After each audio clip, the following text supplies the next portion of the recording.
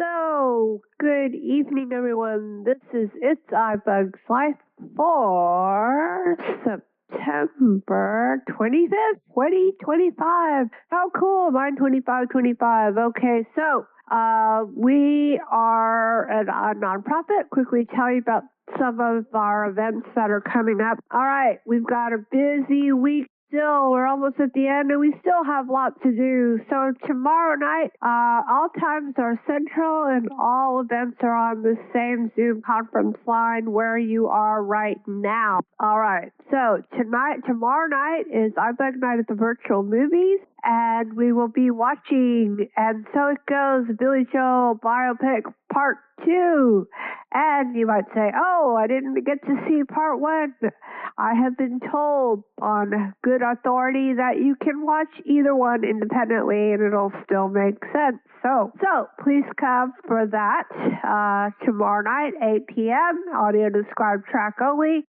Social time at 7, we'll call it our Argle Bargle. We're going to play some Name That Tune and bad jokes and just get to hang out with one another because I think we like each other. Well, I like you guys, so I hope you all will come tomorrow. Then on Saturday from 2 to 4, we will have iBug Apple Workshop. We'll have some demos, we'll have some latest Apple news, which is very exciting, and so we hope you come for that. Then we start the whole week over again. Next Monday's iBug Buzz from 7 to 9. All questions about your iPhone are they're there for you. You can have the most basic questions to the intermediate to the more advanced questions. Then after that call, we have the After Buzz where we just hang out together and get to spend more time together. Then on Tuesday, nothing on Tuesday. It's a nice quiet day. Then Thursday will be Trekkie Talk. And then Friday again is Movie Night. And then we'll have iBug Unplugged on the following Saturday, and it's going to be a fun one. It's going to be some games going on. So, all right. So those are some of the announcements. If you want to go visit our website, you can get all of our information. We have about 21 events Did I start the recording? Oh dear. No. Okay, I did. Okay, so our website is ibugtoday.org, ibugtoday.org. There you can subscribe, and then you will get email notifications of all these incredible events that we are doing. We have, like I said, 25 events every month, so aren't you glad I'm not going to be telling you about all of them right now? All right, so in just a moment, we're going to go around and talk to each of you. We would like for you to tell us your name. We always like to know who's here. We are so grateful for you spending your time with us. Tell us, and if you have ideas for a future It's iBug's Life, you'd like to maybe give us an idea or like to lead it, help out or whatever, we'd like your ideas. We're always open to moving forward. And so with that, you can always send an email to ibugtoday@gmail.com. All right, we're going to go around now. We're going to say who you are and where you're from. All right, who you are and where you're from. And I'm trying to think. Oh, we need to get George. Okay, hang on. All right, George, are you out there? Yes. Okay, it was telling me the host was not allowing me to unmute. Yeah, well, you were muted. You lost your... Okay, all right. So we're did you have an icebreaker or a quick icebreaker or no? I guess the icebreaker is do you do your own shopping? Oh, okay. And there's a reason for that. I'll explain that once we start. All right. So you heard George. So I'm introducing our facilitator for tonight is George Battiste. I'm lucky enough to really know him in person here in Houston. So George, take it away. They're ready to go. Okay, everybody, and I'm not going to mute myself because I don't want to get trapped in that Okay, that you're good. mute prison. All right, everybody. Apologize. Technology is temperamental. It works when it works, and it doesn't work when it doesn't work. So, as customary, so that we can know who's all here, and we have people chiming in from all over the country. So, I would like you to, yes, come off mute, especially if you've given everybody the permission to unmute. You can do that by hitting your unmute button, or if you're on a computer, if you're on an Apple, Command-Shift-A. If you're on a regular Windows, do Alt-A. That should allow you to unmute. If you're on a phone and you dial in, that is *6. So come off mute at this time, say your name, where you're calling from, and let me know, do you do your own shopping? Shazadi from Welland, Canada, and no. Okay, welcome. And there's a reason for the reason why I asked that question. Say it again. This is Brenda. Hey, Brenda. And Sonia. And no, we don't do our own shopping. Okay, good. Welcome to the meeting. Who's next? This is Christian. I'm in Oregon. It was a tie. One of you just go ahead. Go ahead. Okay, I'll go. This is Christian. I'm in Oregon, and no, not at the moment. Kristen in Oregon. She doesn't. Okay, welcome, Kristen. Who was the other person that tied Kristen to the finish line? This is Claudette, and yes, I do my own shopping through Instacart and descriptions online. Okay, Kristen, welcome. Where are you from, Kristen? No, Claudette. Claudette, I'm sorry. And Where are you I'm from? Kingston, New York. Kingston, New York. Awesome. All right, who's next? Louise, Georgia, and I do my own shopping with an assistant.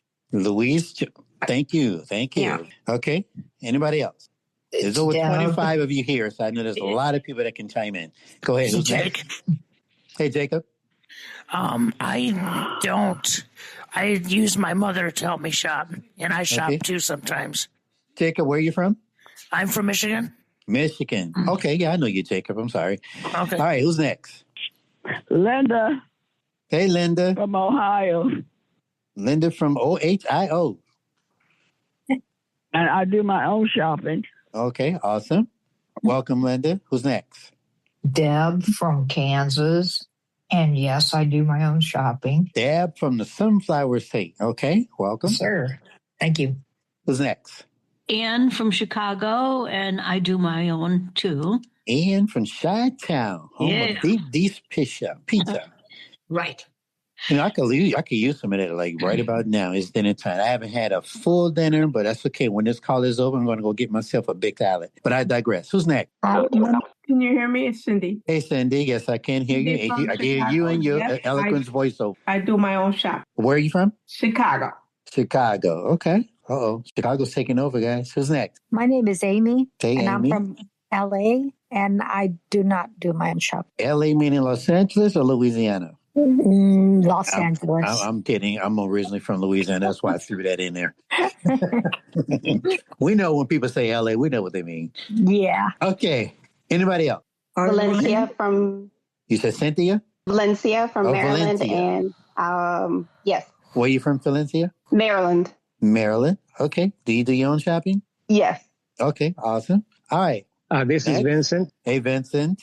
I'm in New Jersey, and I shop with an assistant. Okay. This is Anita from Los Angeles, and half and half. Sometimes with an assistant, sometimes with the help of Amazon. Okay.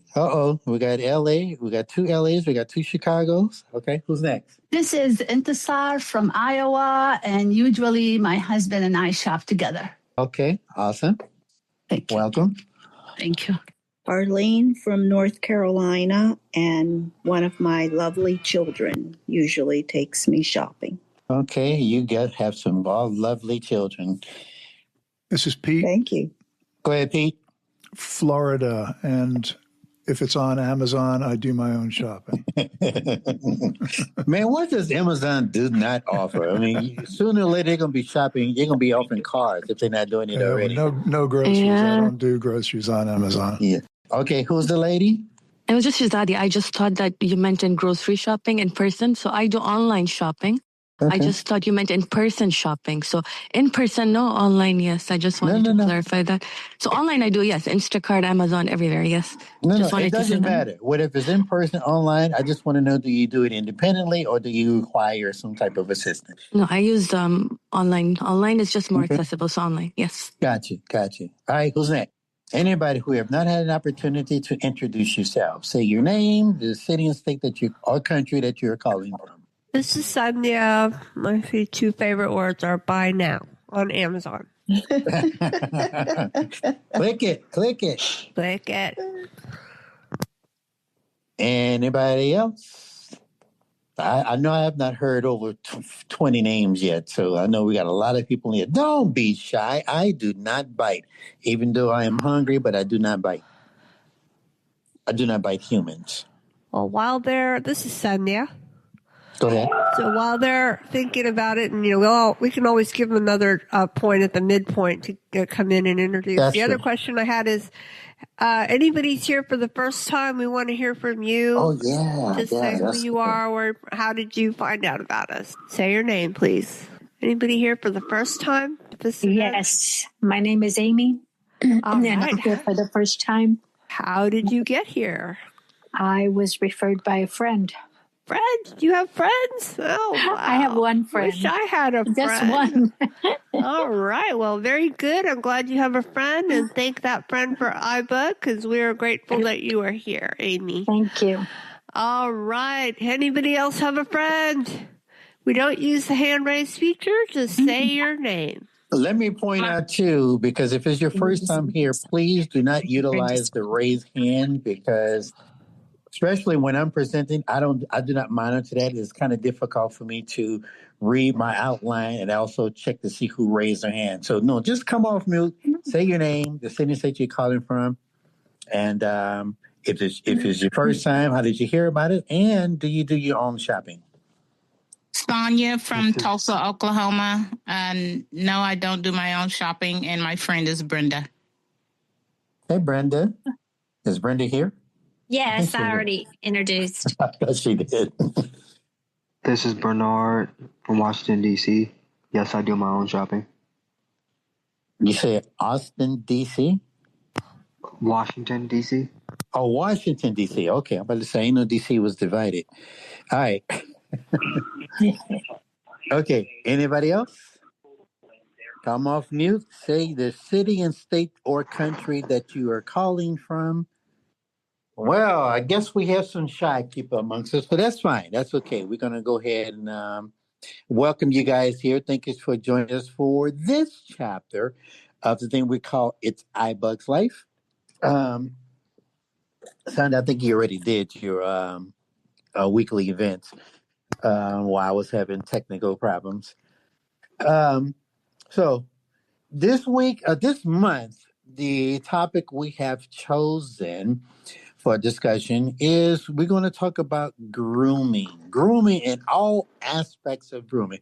Also, if you guys, let me do another little bit of a house rules, that if you're in an area and you know that you possibly may have some background noise, we're going to ask that you go ahead and mute your audio using the same function that you use to unmute. And if any time that you want to chime in, you can definitely come off mute. The way we won't cause any distractions. And by the way, the type of presentations that I do, I like to engage with the people that I am presenting to. So it's not going to be strictly lecture mode. If you feel that you have a burning question at the time that I am presenting and you want to share your experience, a suggestion that you may want to make, or you have a question, feel free to come off mute, say your name, wait to be recognized for me to, before you start giving your comment or question or inquiry, okay? But no, you don't have to just wait until to the end and stuff like that. This is going to be when I do presentations, whether they're virtual or in person, I like to engage with the audience. You know, it's not just me talking, because I can even learn from you guys. I just have ideas. They are things that, based upon my experience or things or information that I may have collected from folks as well, So I don't consider myself the expert. So we're all going to learn here together today as we discuss the topic for this particular month. We do this presentation about every other month, always on a fourth Thursday. And I do have an idea for what the topic is going to be for November, but I'll discuss it with Michael and Sandia at a later time to make sure that they are okay with it as well. So today, again, as we talk about, if you may have read or saw the announcement that was put out via email or based on the social media page. Michael was very clever at coming up with how he described it, but mainly we're going to be talking about all aspects of grooming, meaning taking care of how we look, whether it be from my hair, from my facial makeup and stuff like that, or our clothes, how to take care of our clothing, and anything dealing with the etiquette or the procedures of grooming independently. Because the way we do this, we try to point out tips and make some suggestions that if you're somebody who does not have any vision, if you're a total, these are the ways that you can possibly have a way of doing it independently. Usually we also talk about other things you can do around the home as well independently. But that's just, different topics that we pick and we gather to, that's the main idea of how you can, if you're like me, who do not have any vision at all, there's a way you can independently do stuff. And the reason why I ask if you do your own shopping, because at some point we're going to discuss ways that, yes, a lot of us probably rely on our support system.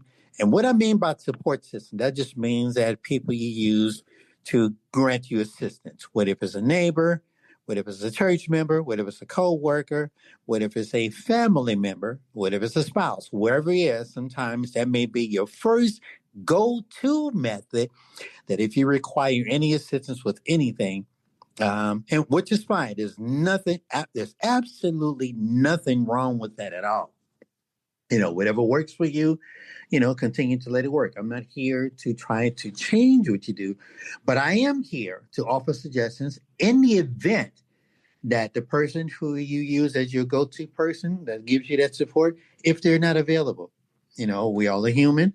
There may be a time that person may not be there. This is the way you will be prepared that even though my spouse, my children are not here, I can still get the job done, whatever is needed at that particular time. So, and we're going to talk about the grooming part. Now, this can cover a lot of different aspects, as I has already mentioned. So I'm going to, and this is a topic I think we have not had this topic probably in a couple of years. We've been doing this. It's iBUGs Life for about, I don't know the exact number, 3 years, 3.5. I'm not exactly sure, but I know it's been a while since we touched on this. And the first part I'm going to talk about is wardrobe. Wardrobe meaning your clothes, identifying and recognizing your clothes and how to organize them. Now, clothing can be organized in several different ways. Clothing is something that is extremely important. I think we all can agree with that. We cannot leave out of our home without having clothes on. We cannot leave, and in some cases, out of our bedroom without having clothes on or having the proper clothes on. So having the wardrobe is definitely essential and key. Now, when we do go out into we're going to leave our home and be out in the general public, of course, we are going to need to have making sure that we are looking the part, making sure that our clothes are matching. If I'm a little distracted because I'm trying to check my timepiece, I know my wristwatch is a little ahead of the actual time. There we go, because I want to make sure I'm on top of that. All right, I digress a little bit. So organizing your clothes comes to, you want to make sure, because we know the entire world that we live in is sighted. which means we want to make sure we can look as great, as presentable, as good as anyone else, somebody who has sight. And there is a way that we can do all of those things, even if we do not have any vision. I know some of us here are low vision, but there are also some of us who do not have any vision at all, like myself. I don't have any vision at all.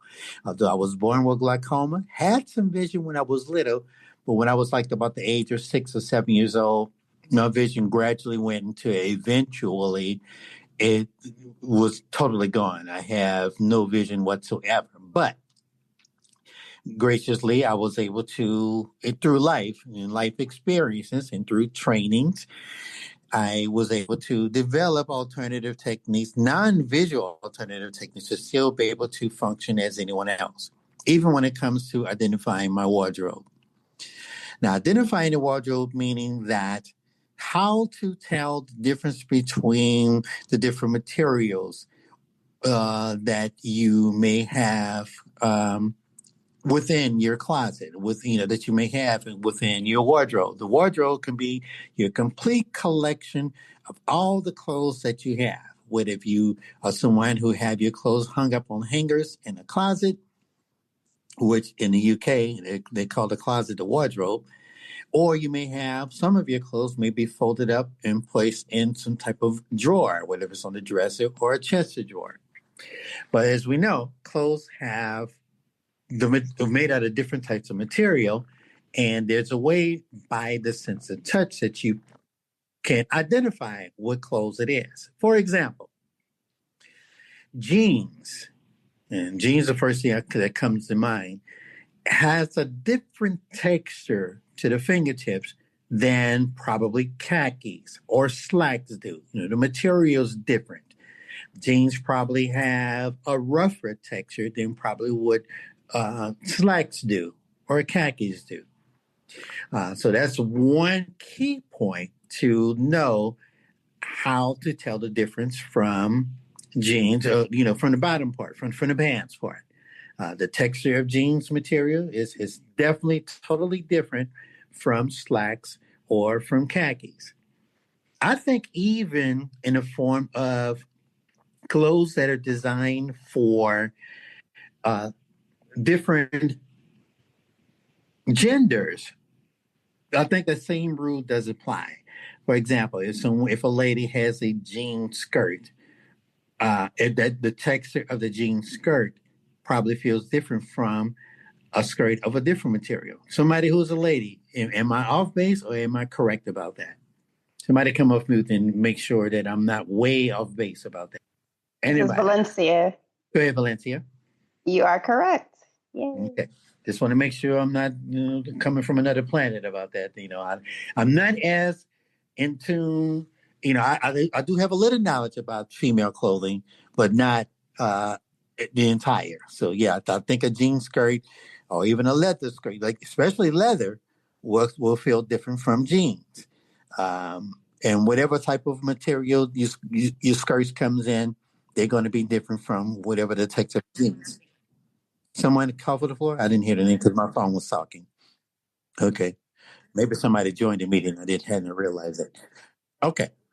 So that's one way that you can organize. And from what now I've gotten my tips from well, I'll talk about that later. I don't want to get my topics mixed up, get ahead of myself.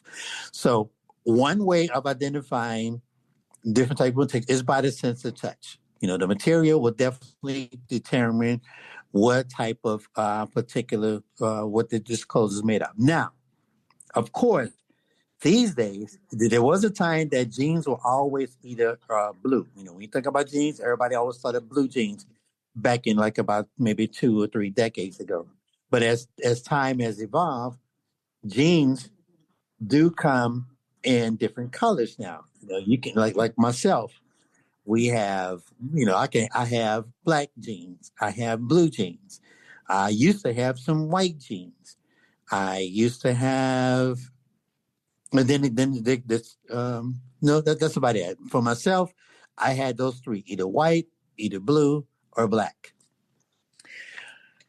Now, for me to know the difference between those three kinds, I don't have those three different kinds anymore. Over the years, I have no idea what happened to them. I've moved a lot. I've changed locations a lot, and sometimes when you move, especially if you're changing different geographical areas, items tend to either get misplaced or lost, or who knows what happened to them. And then some things may have been disposed of because of wear and tear. They're no longer good. They may have gotten faded. Faded means the color of the original color of the material has, it's gotten so old that it doesn't have that original color anymore. So even though faded jeans, I don't know if it is today, but at one time, faded jeans was actually a style. That was essentially, you actually could go into a store, any retail store, and buy faded jeans because at one time it was a style. I don't know if it is right now. I'm not the fashion guru. I don't claim to be. I don't even try to be. I try to look the part based on advice from my sighted friends or colleagues who are the folks who can look upon the fashion.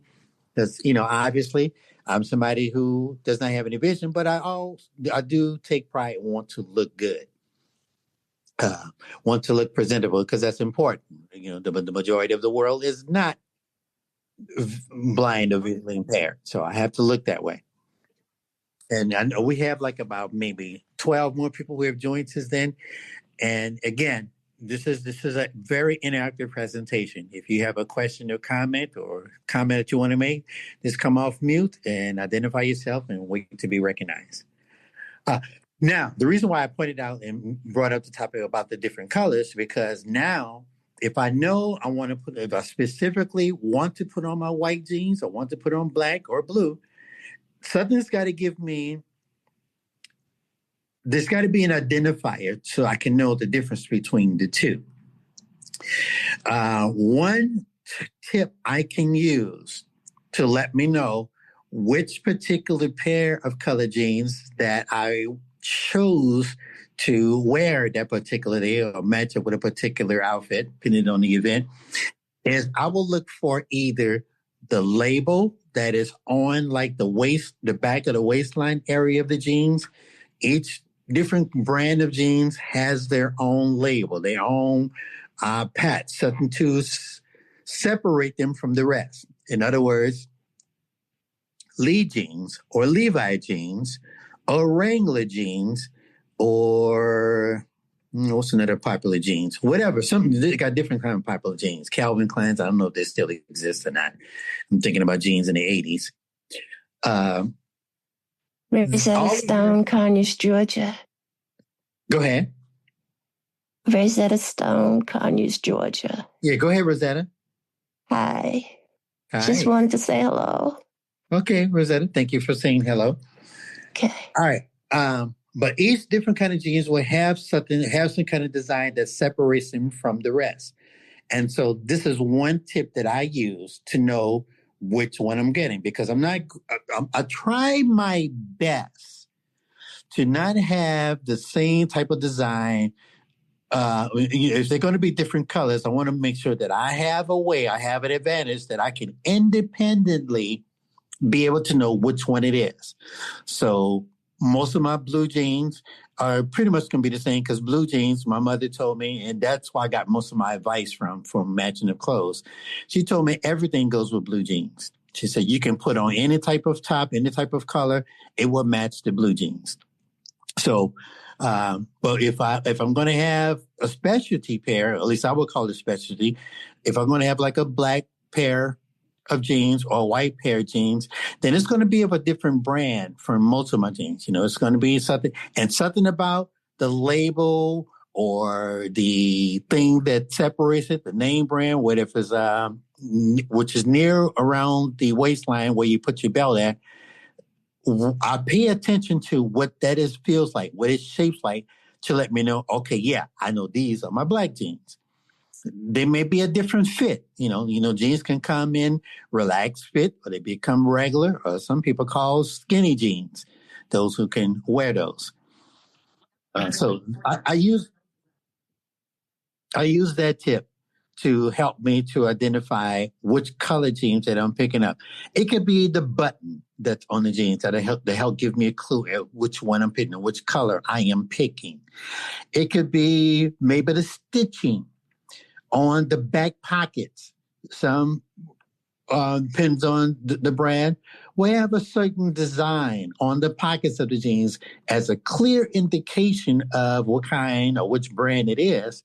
And that way, when I have purchased it, I will know what color it is. I'm paying attention to those details to help give me an idea to let me know that when I pull it out, when I take it off of the hanger, if I'm going to wear these jeans that particular day, I know which color it is. And I can do that with assurance because I already asked, I got the information, I paid attention to how the specific details that I look for to help me identify which pair this is, whether it's a design on the back pocket, whether it's that logo that's around the waistline, whether it's the stitching, whether it's the button, maybe the little design around the pockets, anything that gives me a clue as to what jeans these are.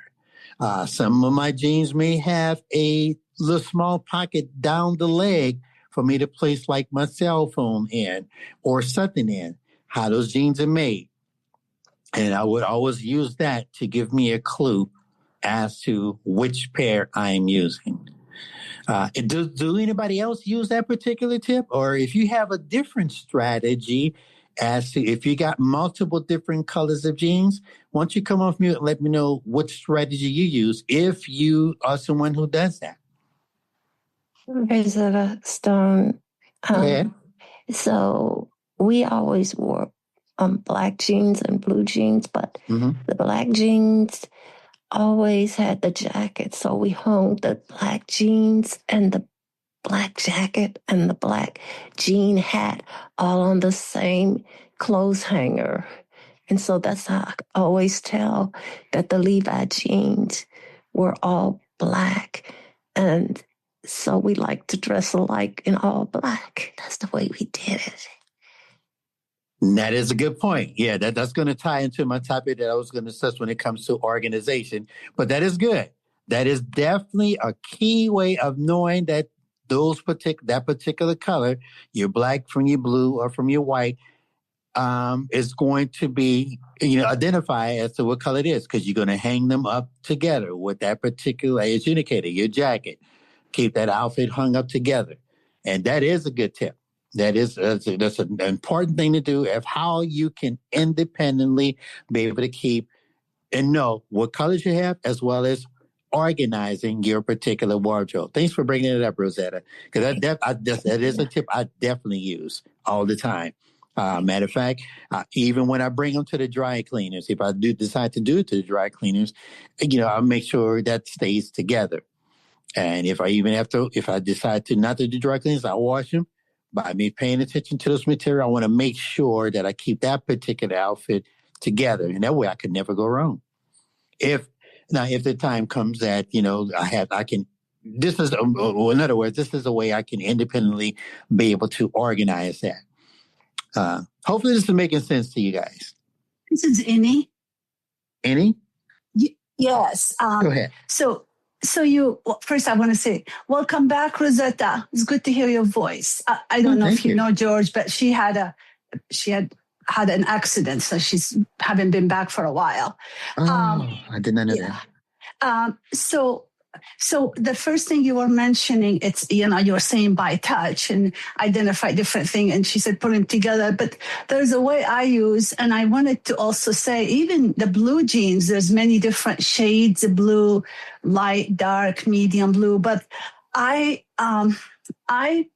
fold my jeans in the drawers because I don't hang them. So I try to fold them together, like the black one together in the end, the blue one. These are the dark blue. These are the medium blue. So in the different piles, and most of all the jeans now don't have tags on them anymore. So, but you still could identify, like you said, by feel. If there is a stitching on the pocket that you know this is this, or the button is different, or so by folding them, put them separately, make piles. And I do the same thing in my closet. The colors, I put all my reds first and then my blues. I have a divider, so by sorting. So that's what I want. Okay, thank you. Thank you. Yeah, that is definitely key. Definitely key. Yeah, putting them together to draw. However you organize them, definitely will work. We all have our different systems of approach. Does anybody have another organization or way of organizing your wardrobe when it comes to, we're talking about jeans right now? Valencia. Go ahead, Valencia. Mine is similar to Annie's, where I have different washes where it's light, medium, and dark. So once I figure out which is which, I pretty much do light to dark. I do have black as well. So anything I have that's solid black, I usually put like a safety pin on the tag on the inside. So I know that's the black pair. And then I just, like I said, from light blue to dark blue, I have it folded that way in the drawers. And then also, there are, I don't know if they still make them. I have them from high school, which was like 20 years ago, but they're called color mates. So they're basically large safety pins that have little plastic shapes on them, like stars, circles, squares, that type of thing. And you can stick them on your clothes to let you know what color they are or if they have a pattern or something like that. And I think they're probably purchased by Maxi Aids or something like that. Oh yeah. That's another way of actually organizing clothes. You can use different tags. We, of course, I'm sure we all are familiar. There are several different apps that we can use with our smartphones, whether they're Androids or iPhones, that also can tell you the color of a particular material. What if it's one of those visual interpretation services such as Be My Eyes or Ira or the Meta glasses? That's another way you can use it to know what colors, if you're uncertain, if you're unsure as to what color it is. Because I know paying attention to details can be a bit overwhelming because there are so many details, and trying to practice memorizing what things feels like for some folks, it can be challenging. I have worked with a lot of people over the years, especially for the job that I do, the position that I used to do. Every individual has their own way of doing things. And like I even tell people, I'm here to probably offer some suggestions, some organizational tips. But if you have yours in place, that's fine. But everybody have their way. And I may even offer some suggestions, which a lot of the people that I have worked with were very appreciative of what I had suggested to them. So you can utilize, and again, I'm talking about independence as well. In the event that someone who has work and vision is not available, you can utilize apps on our smartphones. You can utilize particular devices such as color identifiers. Now, something about those color identifiers, the ones that we used to provide to some of the people, some of the clients that I have had the pleasure of serving, they're not 100% accurate. Like, remember, we're at the whim of whoever created or invented the particular device. And it even would tell you in the literature that is provided with the particular device that it is not totally 100% accurate as to what the color is. But it does get close enough that, even if it tells you that something is dark gray, it may be gray, maybe not dark gray, but it's close enough that it is gray.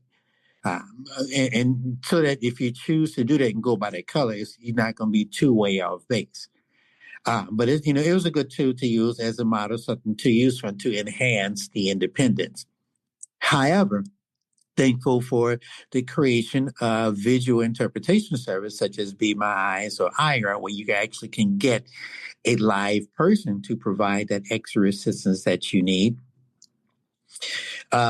This is where you got visual eyes from a live person who can let you know definitely that is definitely one way. If the lighting is good and if your connection is great, they can definitely give you an accurate color identification of a particular piece of material that you are going to get assistance from them. And then once you have gotten that assistance, then it's up to you to use whatever organizational skills you have or whatever organizational plan you have in place for organizing your wardrobe, like Rosetta's indicating, hanging them together. Like the other lady was saying, folding them up, putting them in a particular drawer, keeping those particular colors together. That will work for you as well. So if your support system, meaning your family, your children, are not available, that way you won't be so totally thrown off or put out because they're not there. You still are able to do it. Okay. This is Katrisa from Selma. I have some metal braille strips that you can pin onto your clothes. Like but it has to be a solid color because unless you want to put a whole lot of braille strips on there. And then I used to have some clothes that were exactly alike but different colors. So I put a pin on there one way, a safety pin on there one way, and then another safety pin on there another way, and then maybe on another garment that was the same but a different color, I probably put 2 safety pins. And then on my shoes, I may have some tape, some was it Scotch tape or masking tape? Some masking tape, and let me put a little piece of masking tape on like the black pair of shoes, and on the brown pair of shoes, I can just leave it where it is. Maybe on the gray pair of shoes, I'll probably put the masking tape somewhere else on it, or on a different way. And if you have Meta Ray-Ban glasses, that would be helpful. If you had Be My Eyes or Ira, that would be helpful too, to help you identify colors. You could have a sighted person on the other end, if there's nobody in your house that's available. That's basically it. Or you can have like the friend pen. If you could get a sighted person to tell you what the clothes look like, you can record it on your pen friend or your ID, the ID mate or whatever that has the little barcode things, the little barcode tags. You can iron it on your clothes or pin on your clothes, and you can name the tags, and then you can scan it with your a pen friend or ID mate, and it'll tell you what it is. But sometimes you may have to get a sighted person to help you to record what's on the ID mate, to record the tags. Absolutely. Now, everybody who probably are not familiar, if you allow me to, you mentioned this device called the PenFrem. PenFrem is a device that most of your rehabilitation services across the country in your state can assist you at obtaining those. It's a device, it's a recorder, but it's a recorder that is in the shape of like a big ink pen or a big highlighter or marker. Now, it's shaped like a marker, but it's actually an electronic device. And once it's turned on the tip of it, the device also comes with these stickers that you can place on any type of material, a label, or a medicine bottle, whatever kind of thing that you want to put these stickers on. Now, the unique thing about these stickers is you can actually record using your own voice what this item is. We're talking about clothing, so once you press the tip of this device, it's called a PenFrem, P-I-N space F-R-I-M. The tip of it, like as if you're going to be writing, once it touches this label, it activates that recorder, and it's going to be your voice saying what you have recorded onto that label. So let's say if you have like a particular shirt and you just want to hit red shirt, you can press the record button, say red shirt, and you have to be touching the sticker itself, and while you're recording it, and then you lift up on it, and you'll hear a beep to let you know the recording has stopped. So the next time when you touch the tip of this device to that sticker, it will always announce what you have recorded on to that sticker. And they give you enough of these labels that you can, make enough labels, make enough recordings, whatever you can put it on. That's what that pen film does. So that's just another tool that you can use for self-identifying or self-organization of whatever you're going to use it for, whether it's organizing your clothes, whether it's organizing your prescriptions or spices in your pantry. That's what the pen film is for. So it's a tool. It's very effective. And, once you obtain a device, there should be training on how to properly use the device. If you want to get it on your own, it is available at a company called Maxiaids, Maxiaids.com, Maxiaid.com. You can do a search for the pen film. It is available there. Another company I think that also offers them is called Independent Living Aids. And Independent Living Aids website is independentliving.com. And I just not that I have any stock in any of these particular companies. I do not. But since I used to do this kind of work where I will work with individuals who maybe have recently lost their vision, just that now I like sharing that particular resource in the event that you have not heard of that particular service before. So yeah, thank you for mentioning the pen film as a one tool to use to help organizing not only your clothes, but other things that you want to be able to independently organize. If you don't have that person available around who has the great working eyes to provide that. All right. Anybody else want to chime in before I move on? This is Ini. Go ahead. What you mentioned about the pen friend, does that also, because I used to use it, does that work with the clothes that they're going to go through the washer? Because it's those stickers, all paper. I mean, I don't think it works on the clothes unless you have to sew them. I'm not sure because those stickers all. No, you're right. The stickers will fall off. So that's why they give you a bunch. Like I think when you first get your device, you get about over 300 stickers that you can use in different shapes, different sizes, so that, if they go off in the wash, if you take them off because you're washing clothes, you can also record a new sticker and put on there. So, yeah, you definitely have another stickers that you can, place that back on there because the other one has gotten washed off. Or I forgot her name already. I'm getting young.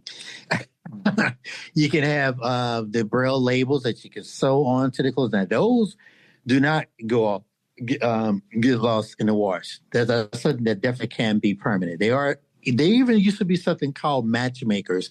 I don't know if they still exist, which is safety pins that have dots on the pins themselves. And it can be 1 dot, 2 dot, 3, all the way up to 5. And you would get to designate which particular amount of dots represent a particular clothes that you can sew on into the tag or somewhere on the particular clothing that you're going to use them for. So in other words, since they go from 1 to 5, you get to designate on your own that 2 dots could represent blues, 3 dots could represent red, 5 dots could represent yellow, and so forth. You pick your own system. As of course, since it's your system, it's up to you to memorize which system you have chosen for these different pins to represent that particular color. But on the safety pins, they have the raised dots, and it can be from either 1 dot up to as many as 5 dots that you get to choose what amount of dots represents a particular color you can use. And those are good for permanent. If you're going to wash or dry them, they do survive the laundry cycles for doing that. All right. Anyone else? Arlene? Go ahead, Arlene. I also found that those labels work well on clothes. If you know how shirts have labels on the back, like at the neck, and then also on the left side, there's a label that tells you washing directions and whatever. And usually pants have labels. So if those labels are long, and so if you put it over a label on the clothes and you pinch it so that it sticks to itself, then it doesn't come off in the laundry. You don't just spread it out or just lay it on the clothes, then it will come off. But if you put it over a label, cover a label with it. It works. I've washed things many, many times and the labels don't come off if you have it stuck to itself that way. Okay. The only thing is, if you put it on a label that's on the back of your neck, sometimes that irritates your neck.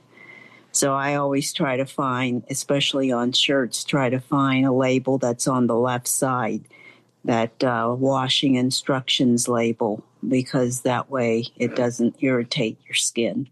Yeah, I can imagine something like that will probably be very challenging and irritating if you're going to use these labels or those type of things on undergarments. I don't mean to make light of it, but yeah, that could be extremely uncomfortable. I can imagine.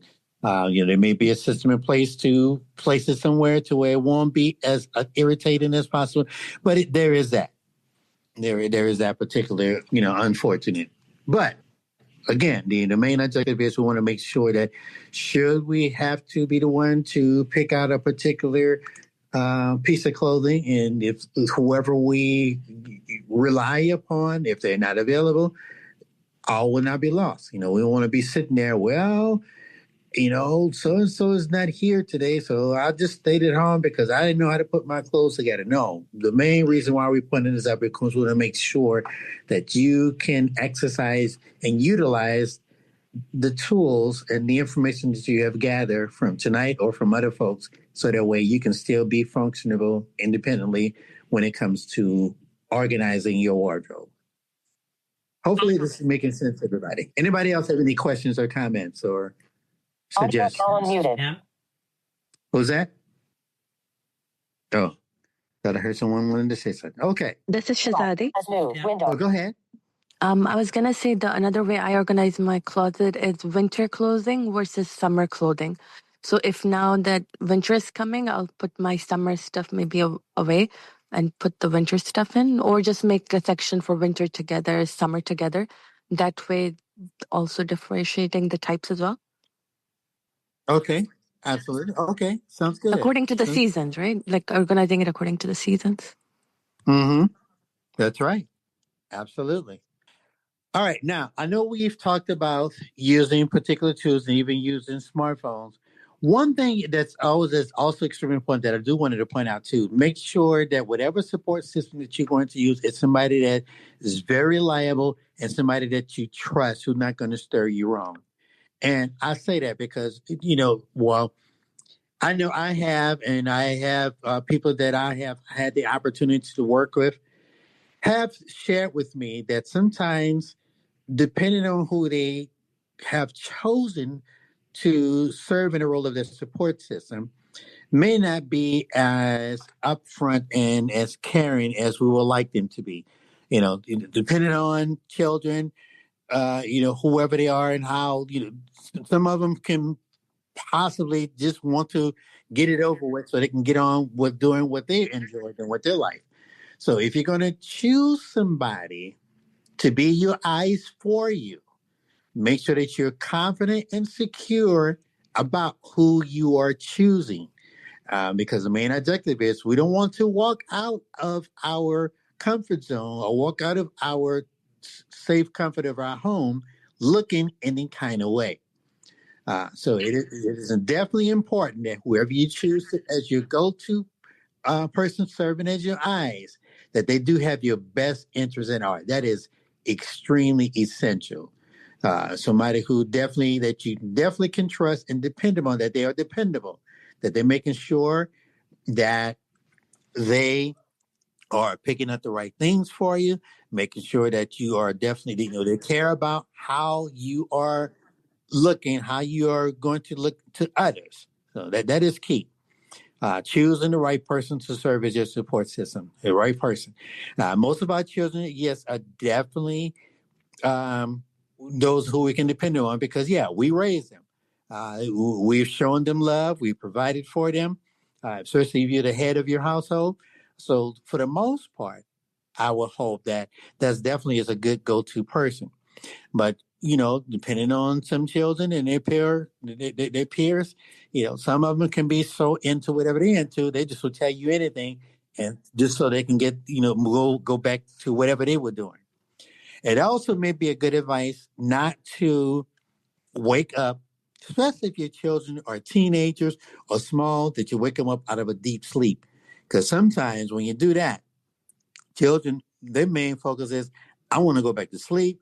I'm tired. They're not even worried about making sure they're telling you the right thing. They'll just say anything so they can go back to resuming either sleeping or playing their video games or whatever it is, so they can go on with whatever they're into. And trust me, I have seen it. I've seen stories. I've witnessed it personally, that somebody will wake up their child, their teenager who may be like 12, 13, or 14 years old out of a sleep because they're trying to really go somewhere. They want to make sure they're looking good. And they'll just call out any color and then go back to sleep, which is not something that, I'm hoping that doesn't happen to most of you guys, but it does occur. But it does happen. So make sure that whoever you're using, that they are consistently providing you with the correct information.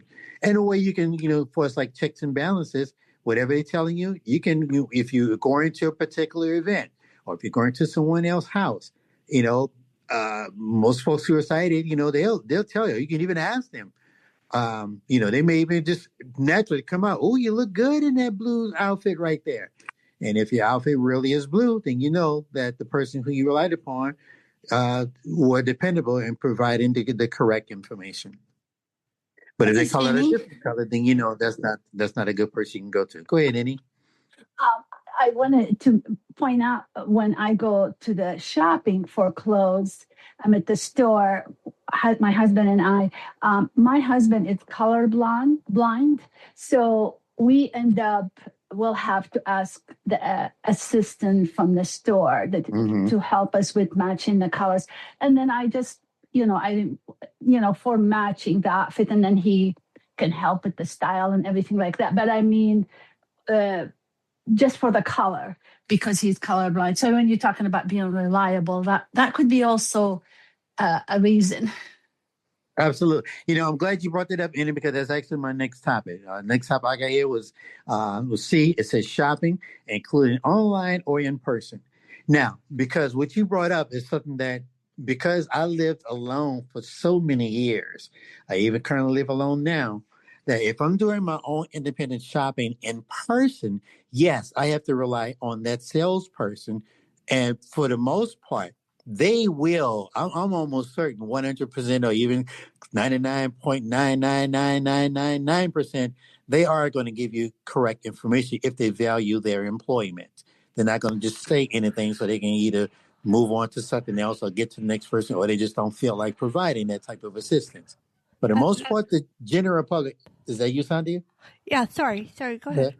No, I was just about to say, most of them are definitely want to make sure they're providing the correct information because, they value their employment and nobody wants to stir somebody wrong. All right, go ahead, Sandia.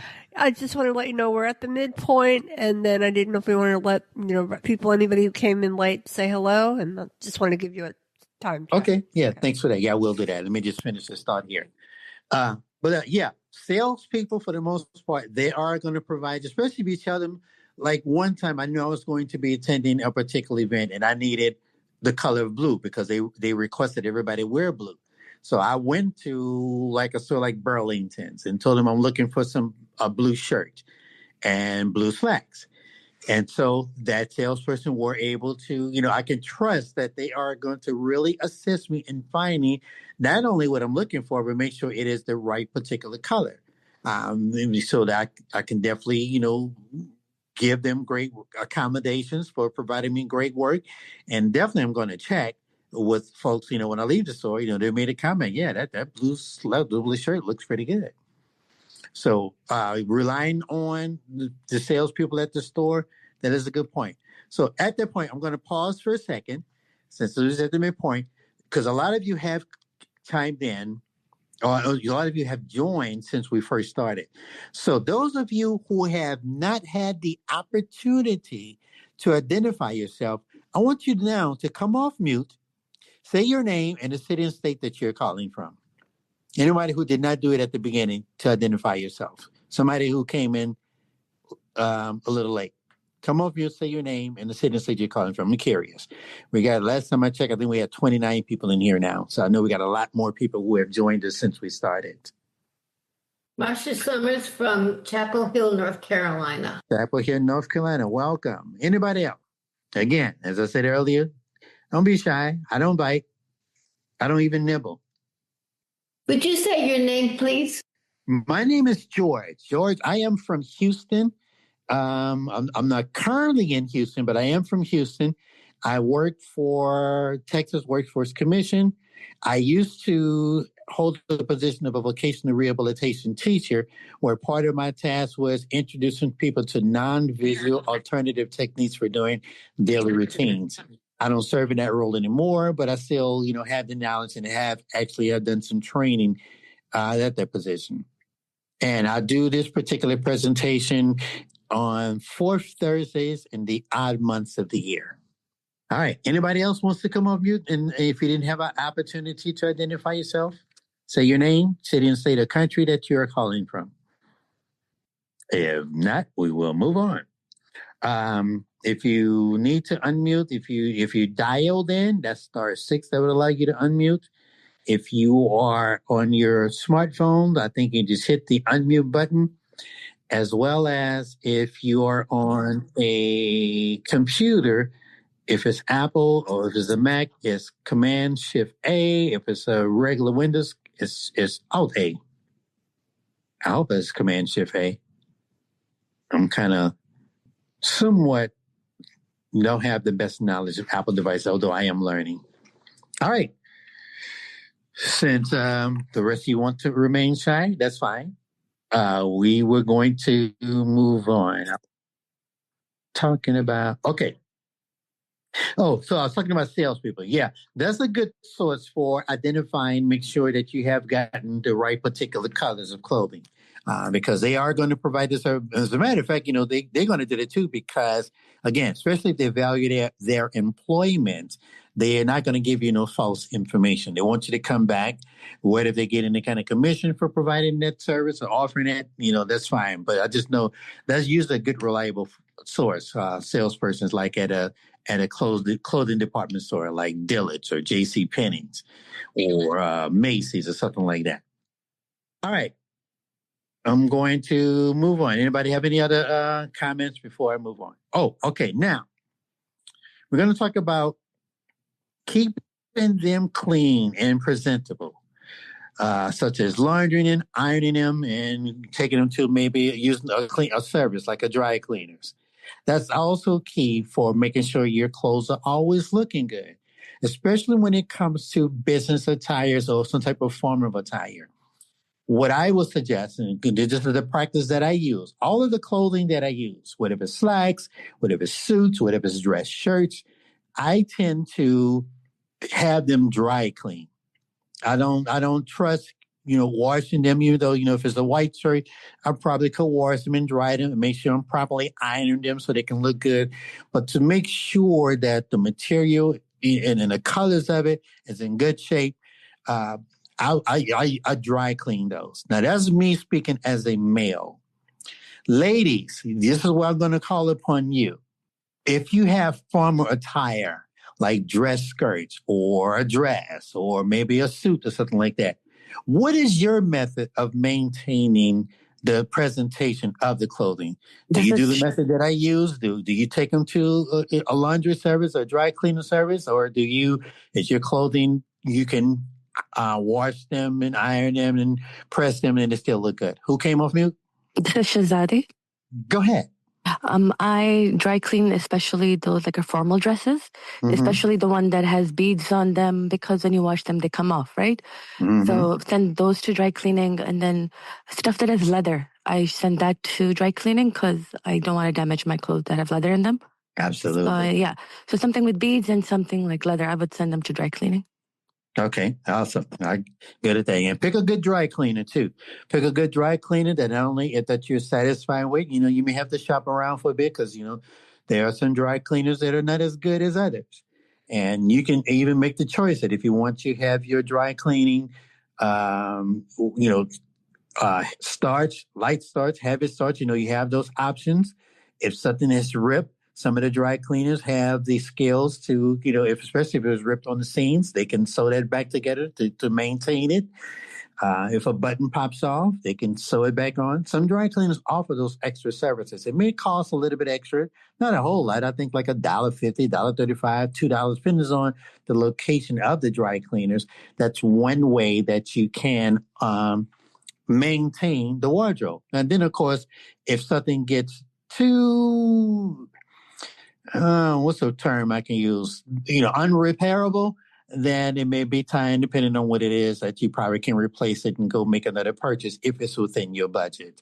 But for the most part, dry cleaners offer a lot of service. Not only do they can dry clean it to maintain the color and how the particular clothing look, but they also can do those extra maintenance, such as sewing on a button or ripping a seam, or if a zipper has come off, they can replace those. But it's you to make the individual choice to do that. Now, if you are someone who can iron your clothes and you're good at that, now ironing takes a particular skill, and if you want to do it independently, you have to make sure that you're not too intimidated by heat, because messing with a hot iron, and if you're not accustomed to do it, it can be somewhat risky and dangerous. But it's a good practice to do that, especially when it comes to like ironing a shirt or ironing jeans. Now, one way, if I'm going to iron like a pair of pants or jeans, I line up the seams. I make sure they even together, and I lay them flat on the particular ironing board. I usually put some water in the iron because I like that steam approach. And there is a way, there's a technique, which probably could be another topic. I'm not going to go into great details about it, because I actually, to perfect and do the actual technique of how you can, without using vision at all, you definitely can do your own ironing. There is a safe way of doing it. I taught it, I do it, I practice it. And there's a way of doing it. Like I'm about to talk about the jeans today.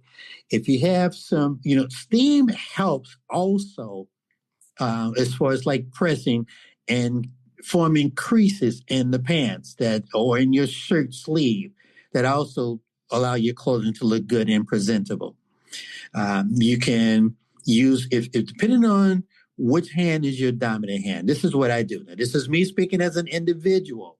If you don't practice it, you have another way, that's fine. My way is not the actual right way, but it is a way that you can use as a method of actually trying it out. And it is a way that you can do it.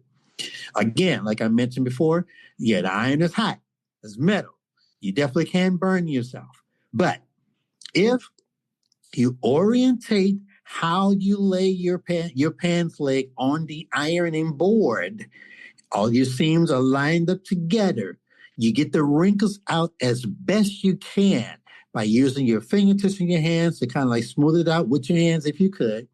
You might not be able to get them completely out, but as best as you can. And all the seams are lined up from the crease where the two legs join together at the crotch part down to the bottom hem part where, it'll be the bottom of the pants leg. Those seams are ironed together. You can take your dominant hand. I'm right-handed, so this is what I do. I'm a right-handed person. I'm using the iron to control the iron itself with my right hand. And I'm carefully going down one side of the pants leg, slowly allowing the steam, because of the water that I have placed in the iron, to go over the pants. And I'm using my left hand to check to make sure that I have covered every spot of that pants leg as I'm moving it down from the crotch part to the bottom part. And then I do it on the other side. I do it on both sides because I'm someone who wants a crease on both ends, on both sides of the pants leg. I don't know if that makes sense. But this is one way that you can self-iron your clothes. And you do that on one side, then you take and flip it over and follow the same procedure on the other side. And then I will take those same pants and iron the part at the top. where the pockets are at or where the waistline is at. Get the wrinkles out of there as well. So this is the way you can do your own pressing of your clothing. Same thing you can do with shirts. You can make sure the seam part is at the bottom. Your shirt is lying flat. The sleeve of the shirt is lying flat on the ironing board.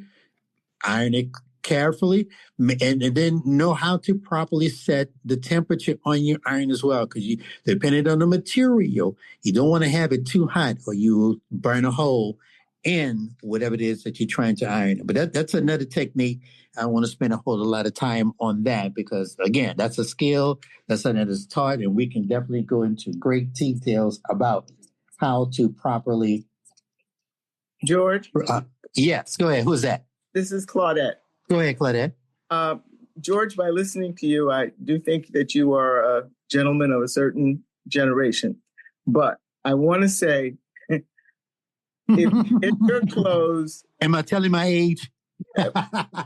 No, but some of us might guess.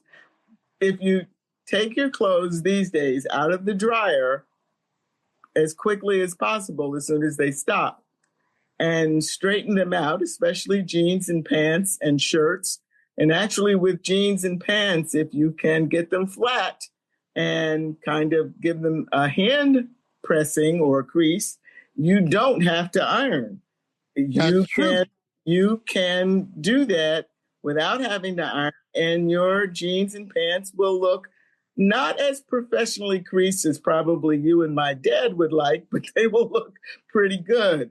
The same with your shirts. I know when I was working and I wore a lot of suits and a lot of things that took time, there were definitely many days where, yes, I did use the dry cleaners and for things that really required it. But most of the time, I could wash in warm water. I could make sure that the clothes got out of the dryer, were hung up, and they looked absolutely wonderful and stayed fresh until, whenever I wanted to do it again. So while I will listen to your tips on ironing, I would have to say that most people I know these days, and I have 2 irons and 2 ironing boards, I haven't used them in quite a while. So that was just the one thing I wanted to say about possibly keeping your pants and shirts nicely creased.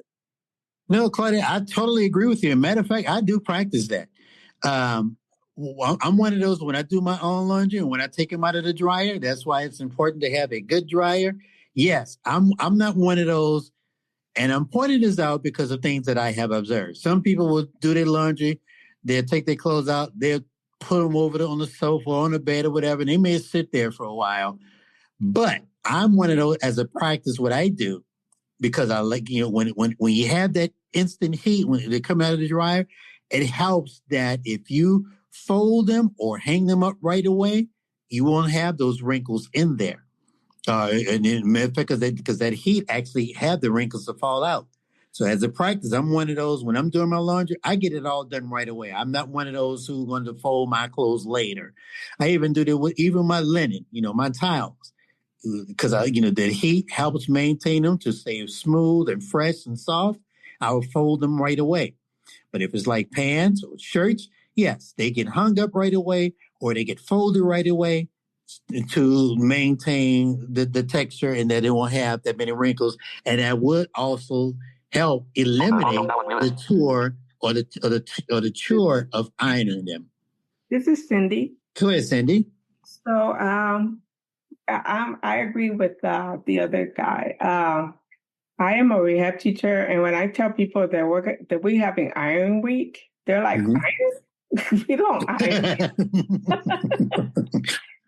So I agree with him 100%. Absolutely. Yeah. I was going to say, iron is one of those things. That's why I pointed out at the beginning. If you're not too intimidated by heat, I probably wouldn't practice that because it's just one of those things that I just learned because as I was growing up, I wanted to do everything that everybody else was doing, including my family, my siblings. So I just picked it up. It was something that I just tried and done it and have developed a certain skill for it. And I'm even, for those who want to learn, I was able to teach it as well. But if you do that, laundry thing, then no, you won't have to do that particular chore. Who's calling for the floor? This is Anita. Go ahead, Anita. So I'm a former rehab teacher, retired. Just a lot of fun to call. I was trying to jump in earlier, but I couldn't access my mute fast enough. That's okay. So I'm an Amazon queen, and Amazon has there's a big section on items for the blind on Amazon. Mm-hmm. So you can get the pen friend from Amazon about the same price as Maxi, maybe it's maybe cheaper. But the pen friend has labels that you can iron in your clothing. So they have iron-in labels. Okay. And they go through several washings. They also have an iron guard, which is about $16. Mm-hmm. And I also actually just ordered a bunch of labels, from them too. To stick on, but it's not label, but the hat. Running out of words. Identifying things. Mm-hmm. So Amazon is a great resource for kitchen items for the blind, and a lot of other things too. They have a blindness section.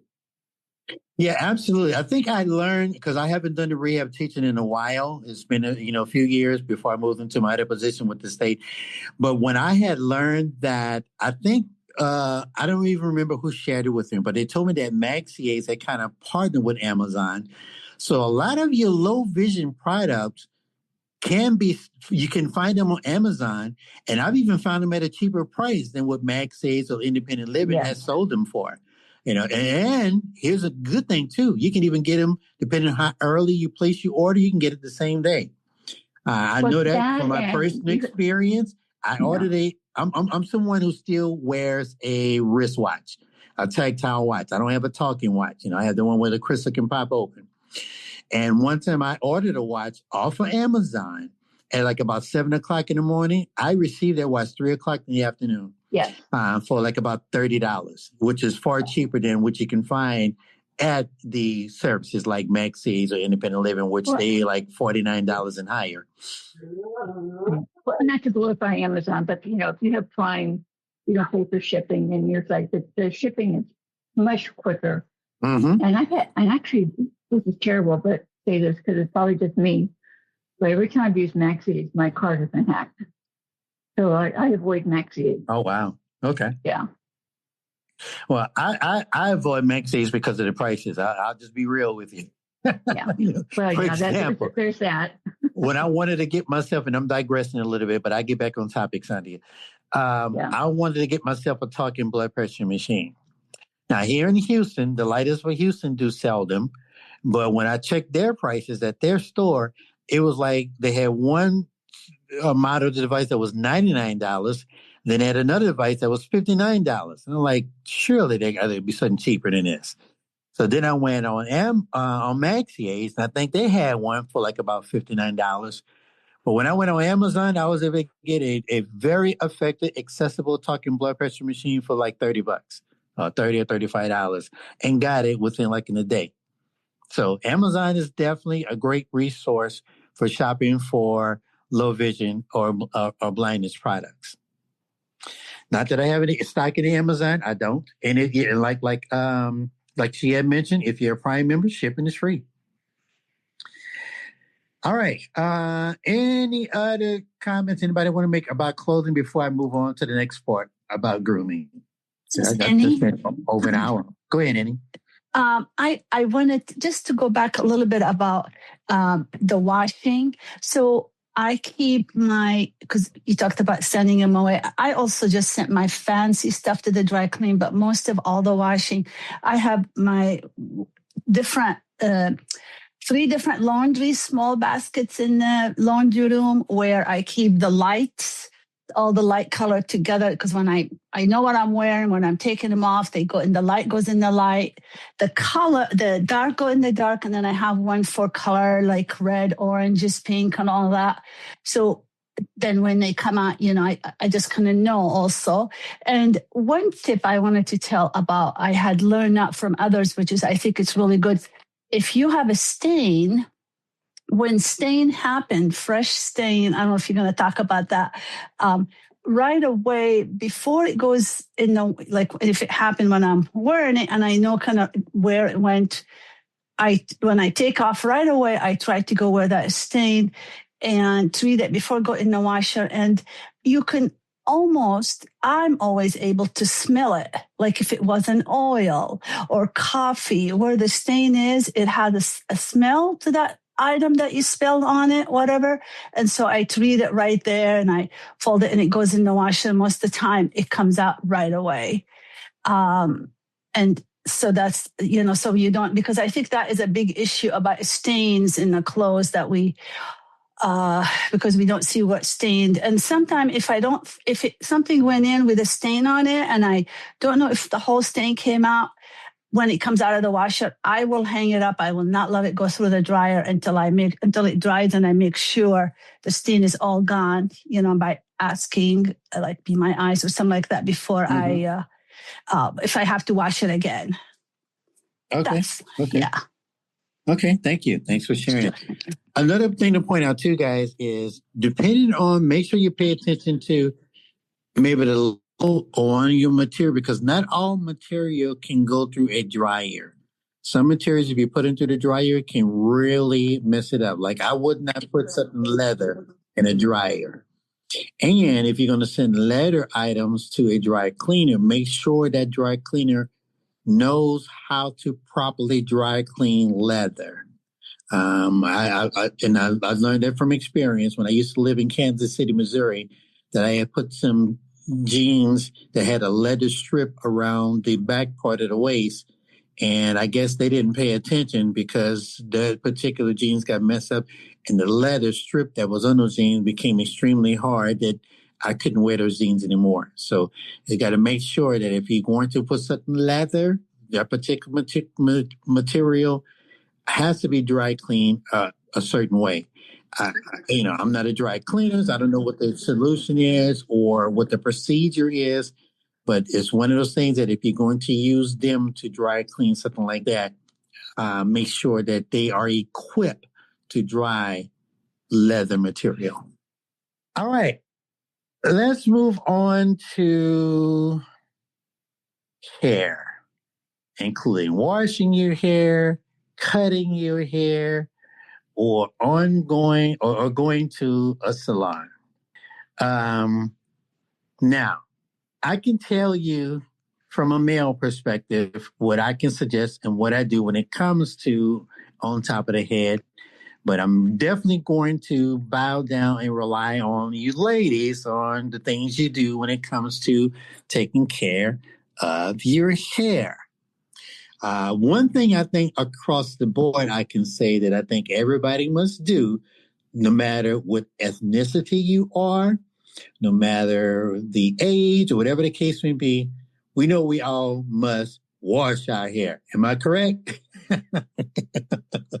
I don't think I have to go on to saying or even spend much time on the importance of making sure that your hair is washed. Now, depending on the ethnicity, some may feel they don't have to wash the hair as others. There are some ethnicity, I'm one of those. I'm just going to keep it real, as so to speak, come straight from the hip that some people do require to wash their hair daily. Some can get away with washing the hair maybe every other day or a week. Depends on how you have come up and as far as to how you were taught when it comes to the grooming part. Now, it goes without saying, well, maybe I do need to say some people probably weren't able to detect. I am somebody who is a Black American. And so, which means, my hair is a certain texture, a certain length and stuff like that. I'm somebody who probably could get away with not washing my hair probably for maybe a couple of days, maybe 3 days. But I do have to keep it washed because if I don't, things can happen that are not good. For one thing, if I don't wash my hair for a while, the top of my head will have a smell that is unpleasant. Not that it's going to be loud, Not that it would, probably stink up a whole room, but it definitely is noticeable to the sense of smell to let you know, yeah, you need to get your hair washed. Even when I comb it, if my hair grows out a bit that I have to put a comb through it, then I can develop dandruff, which is basically particles that can get within my hair that have like little flakes and stuff that if I'm combing it, if I got that much hair to comb, those flakes can pop up and be all over my clothing. And folks can see that easily. And it's so I'm one of those that I make sure I have different ways to know what basically just keeping, in the time frame. I just know how often I need to wash my hair. Now, I'm somebody who wear my hair kind of really close cut. I go to the barber probably, well, let me say this. When I used to go to the barber on a regular basis, I would go to the barber about every 3 weeks, maybe at least once a month, once every 3 weeks at the most. Because I've gotten to a particular age that I don't want a big afro. I don't want a whole lot of hair on top of my head. That's just what I've chosen to look. And then I've gotten a lot, and since I live alone, which means I have to rely on the compliments I may get or comments from either my peers, my family, my friends, my coworkers will let me know if something is looking good.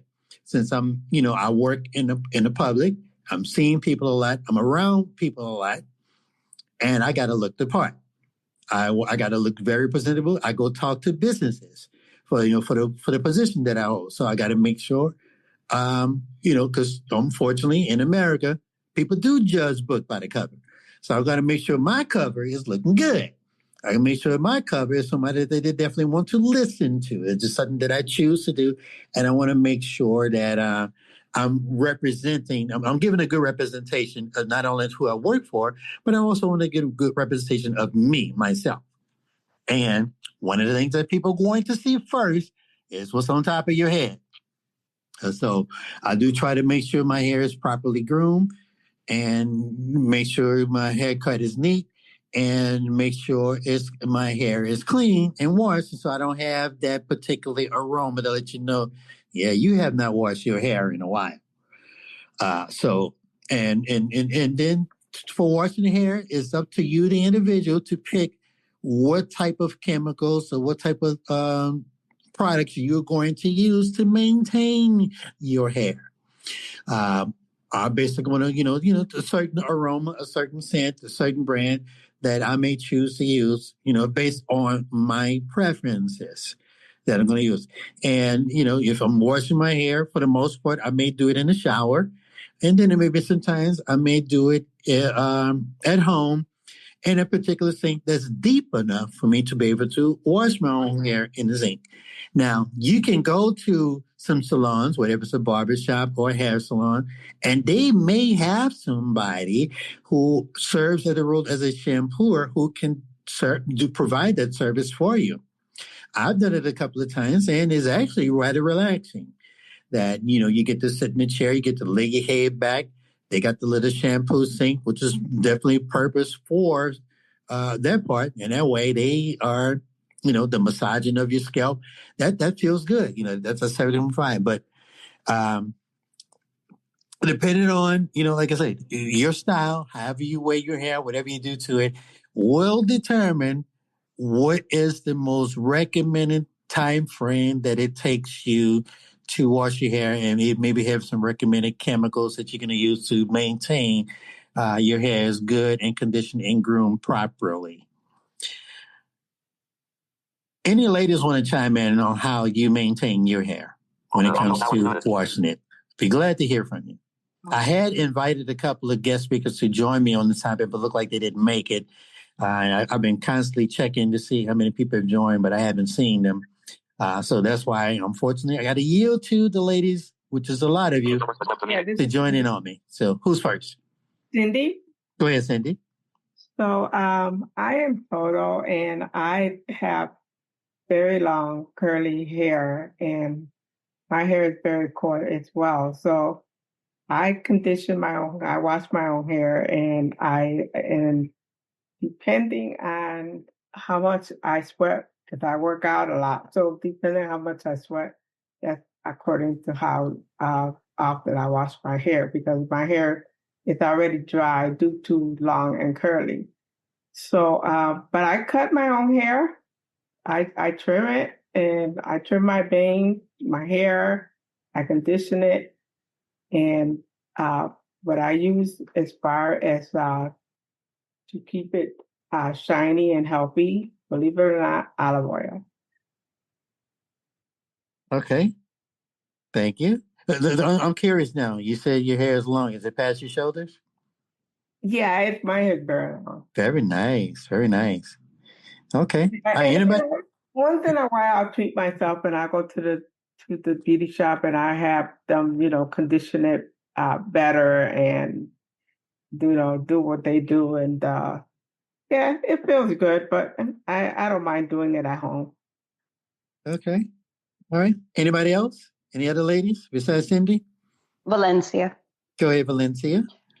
I also want to make a point that depending upon what products that you use in your hair, that could also determine how often you wash it. Because some products, they actually once they dry, they actually cause flakiness. So it makes your hair look like it is dandruff when it's not. It's actually the product. Okay. So I would stay, at least for my hair, try to stay away from alcohol-based products that do that, or that like hardening gel. Usually, some of them cause the flakiness.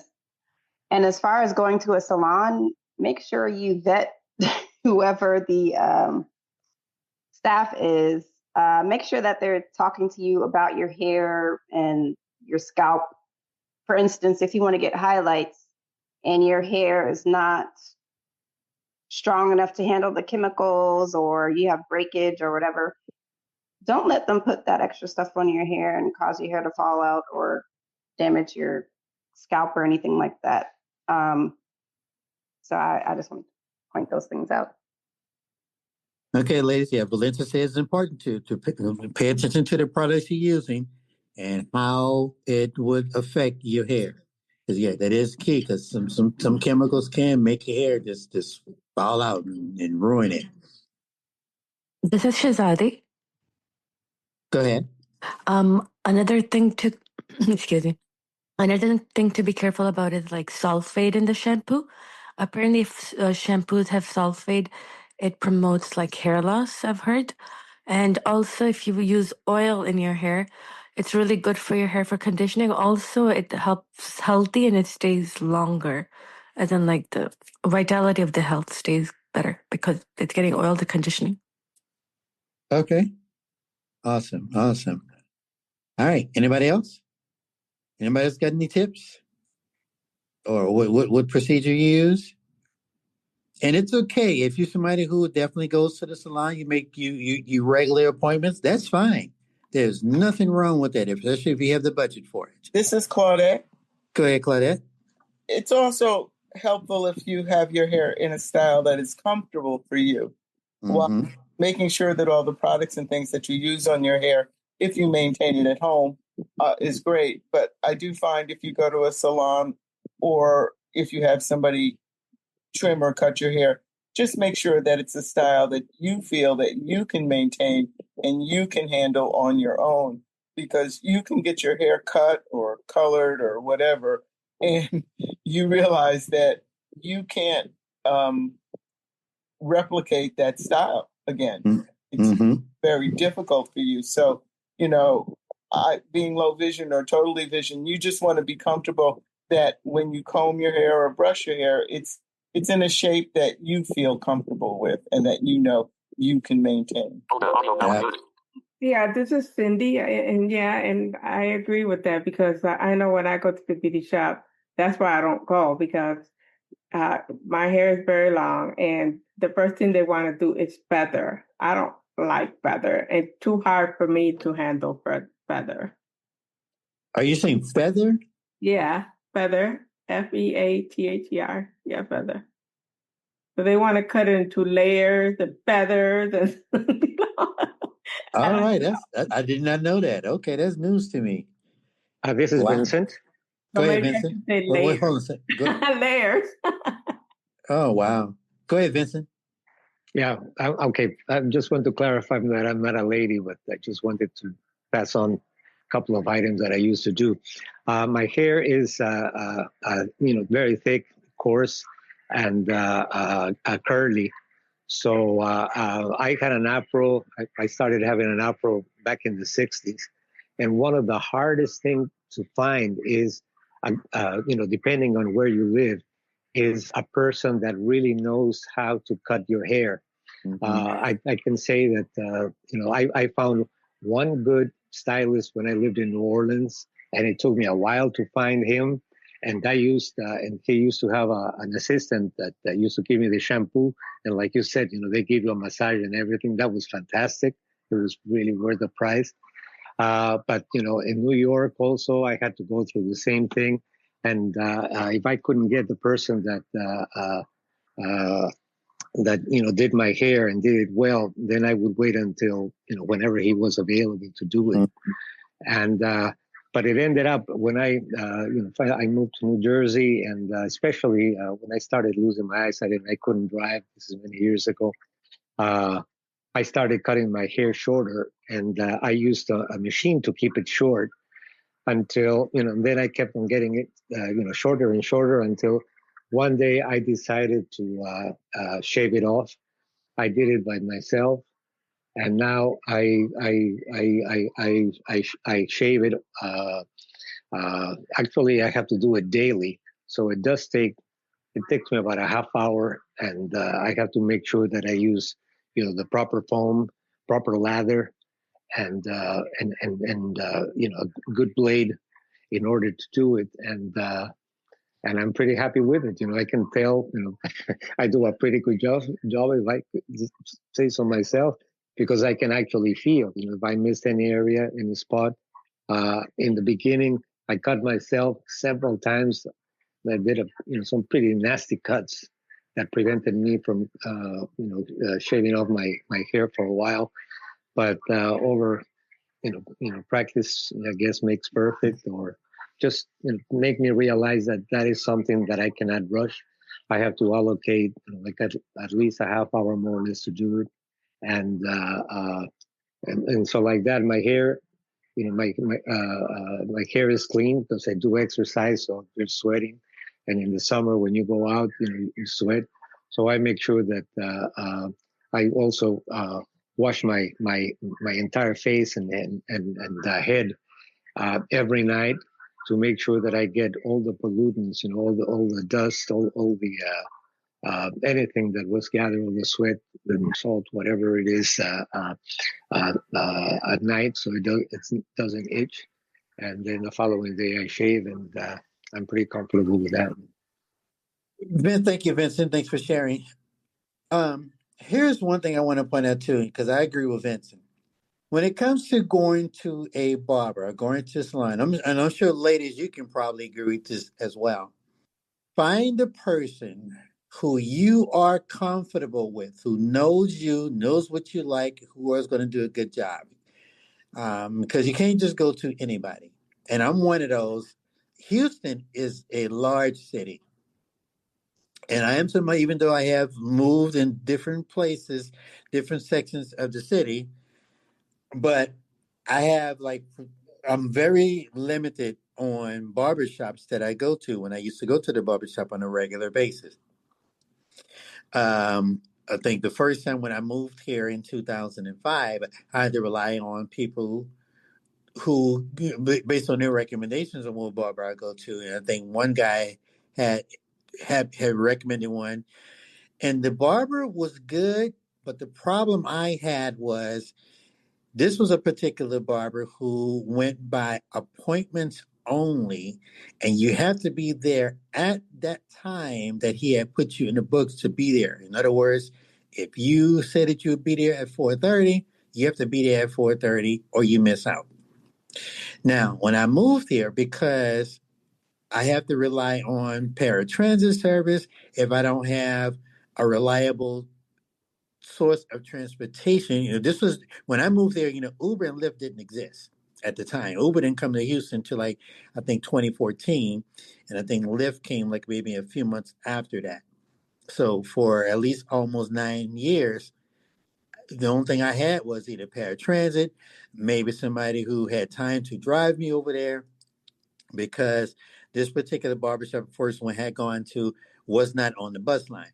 So I miss my appointments a lot of times, because paratransit, if anybody have used that service before in your different markets or regions, they can be unreliable at times when you need them to be reliable. They can pick you up either late, they can probably get you to your destination late or whatever it is. So that was not advantageous for me. He did, I was able to make it there a couple of times, at least the first time when I had gone there, the person who recommended, he would drive me there. But then, of course, that person moved and I didn't have them as a transportation source anymore. So I couldn't maintain him. He was very good. But when I found other barbers, I had to look around, and no matter where I live, I will always go to that particular barber because that barber knew what style I wanted, what style I liked, that I didn't have to tell him what I need at the time. So breaking in a new barber sometimes can be quite challenging. So, find the barber that you're most comfortable with. And just like ladies, the reason I mentioned that is so you guys can testify to that. You don't want any stylist styling your hair. You want the person who your look, who know when you come there, they already know what they're going to do with your hair because they've worked with you before. You don't want to go to just any salon. Matter of fact, even if you don't have any recommendation, you may be a little apprehensive about just going to any salon or new place, because you may have to relocate it someplace. Now you got to go through the trouble if you don't have the skills or the tools or the instruments to do your own hair. Now, the reason why I say you should go to barber on a regular basis because the pandemic helped me to step out, I guess, on faith and start learning how to cut my own hair. Because when we were shelter in place, and I think I shared this before on previous sessions of It's iBUGs Life, that the first thing I had done when we all had received stimulus checks, I bought myself some professional clippers where I paid $175 for them. I thought it was a definitely worth the investment because it was something that was needed since we could not go to the barbershops.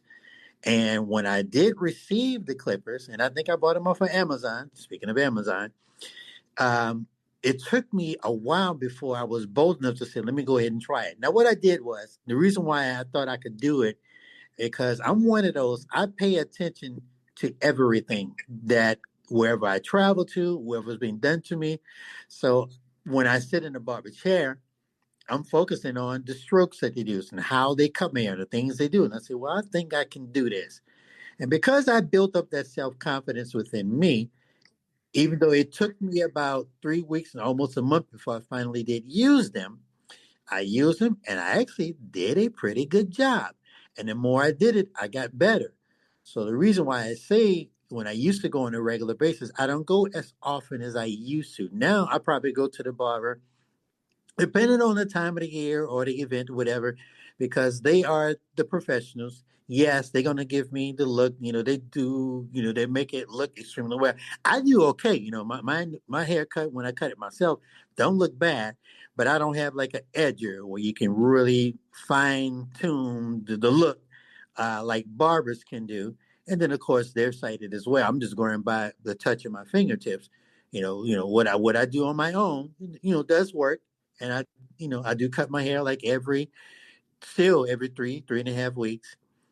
But if I know I'm going to be going to an event that I really got to look presentable, I will go to a barber, and I will pay them the $20 or $25, whatever they're charging right now. The prices are going up and up and up and up and up.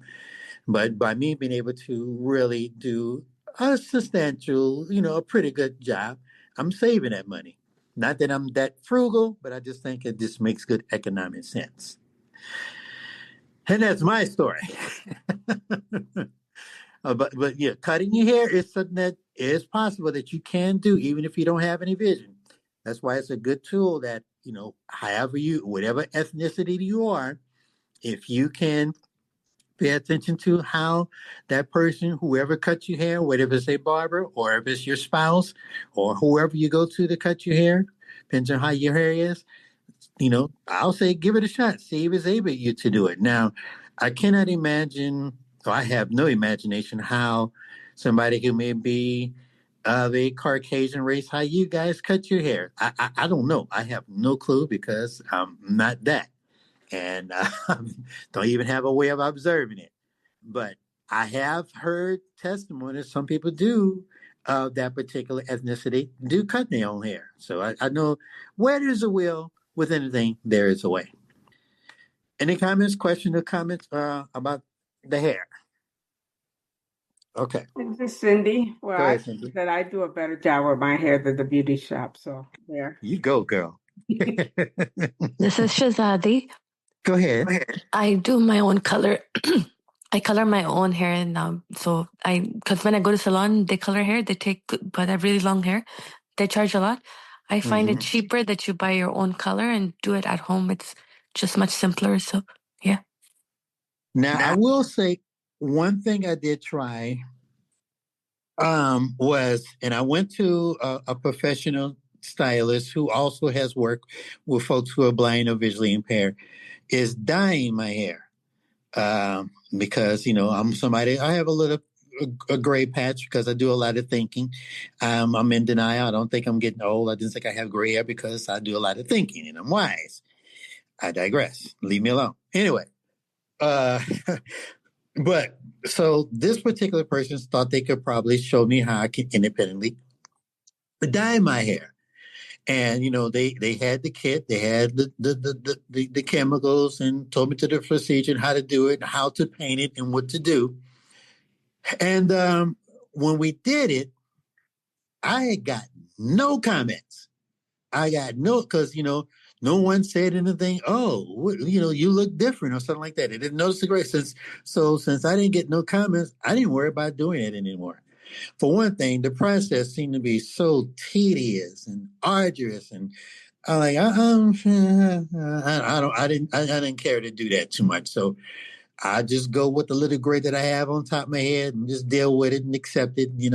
I have like what they call that salt and pepper type color hair or whatever. Some gray mixed in with some black.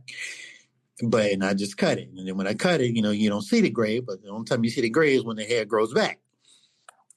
But that dyeing of the hair, independently doing, although I kind of remember what they taught me to do, it can be a mess, but it was too much of a task that I don't even worry about doing it. So if I was somebody who was to become a celebrity or famous and have to be on TV a lot and they want me to dye my hair black, and then I probably would hire a makeup artist to take care of that. But that's something that I do not care to practice on my own. And that's All right, this is Cindy. So what do you guys think about beauty schools? Because I know I have one not far from me, and I go there sometimes. And I mean, a haircut is like $17, and I mean, they're professionals. They're learning. They're learning how to be professionals. I especially like them for their facials and stuff. I mean, you cannot get a 90-minute facial for $50. You just cannot. And they do a really good job. So what do you guys think about beauty schools? I have no problem with those. Matter of fact, there are some barber schools here where you can go get a haircut for like $5.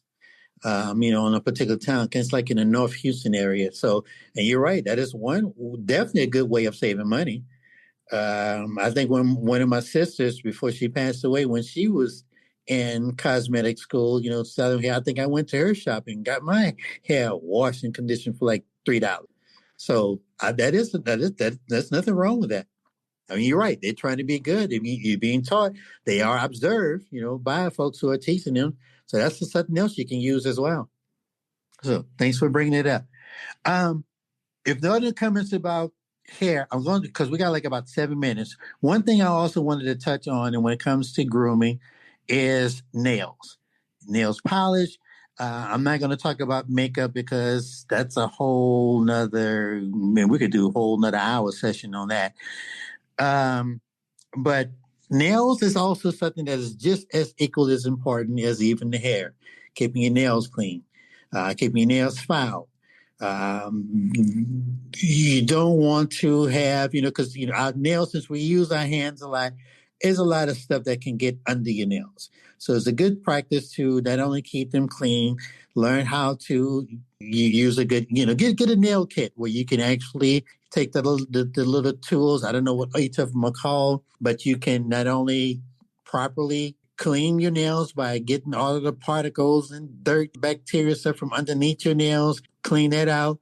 You can also get yourself a good emery board so you can keep them filed down good. Now, ladies, when this comes to polish, I know there is a way that people can independently, without vision, polish your own nails. I don't have that technique or even know how it's done. But I would say, if you don't have that skill, go get yourself a manicure or a pedicure so that your nails can be properly clean. One thing I will say, as we come into almost a close to somebody else's comment, I did not know that getting a pedicure was such a ritual until I decided to do it. I always thought I couldn't get a pedicure because I'm ticklish, and I feel if I go to this particular place, I might make a mistake and kick these people, and they put me out of there. But I think I went on a cruise, and there was a lady who was a nail tech. I think she owned the nail salon. And I wore some sandals one day, and she told me, okay, you really need to go get your feet done. So I told her, okay, I will do it. When I get back to town, get off this cruise, I will go take care of that. It took me like about maybe 3-4 months before I finally went ahead and done it because I think I had time to spare. And I did not know the process it goes through and to get a pedicure. That was an amazing experience. It feels great. They really do your job. When you leave out of there, you're so relaxed and so sleepy. You come home and go to sleep. I was, because I'm thinking, they're just going to probably clip your nails. I thought they just. I had trouble with nails because I teach Braille and I'm a Braille reader, and I'm always washing dishes. I'm always washing my hands, so it's hard for me to keep polish on my nails, but I do keep them nice and clean and stuff. But yeah, I wish I could hold polish on them because I do like them polished. Right. Absolutely. Yep. So yeah, it's definitely good. And good. That's good presentation as well for both the fingers as well as the feet. But I had no idea that pedicure was an experience. And so, yeah, I go like almost on a regular now because, yeah, it is extremely relaxing. That my first time I had gone, that massage chair that sat me in, felt like real fingers back there. I don't know what kind of chair that was, but that thing was amazing. It got my shoulders, it got my spine, it got my lower back. And, it took like about almost 45 minutes to an hour that they took care of me. But it was definitely enjoyable and relaxing. If anybody has not ever done that before, I really would like to encourage you to try it at least once because that thing is an experience. It's relaxing. You almost can fall asleep on the phone, but they're very good. They are very good. I would tell you the experience, but we pretty much are out of time. Anybody else got any closing comments or questions or things you want to talk about? This is Innie.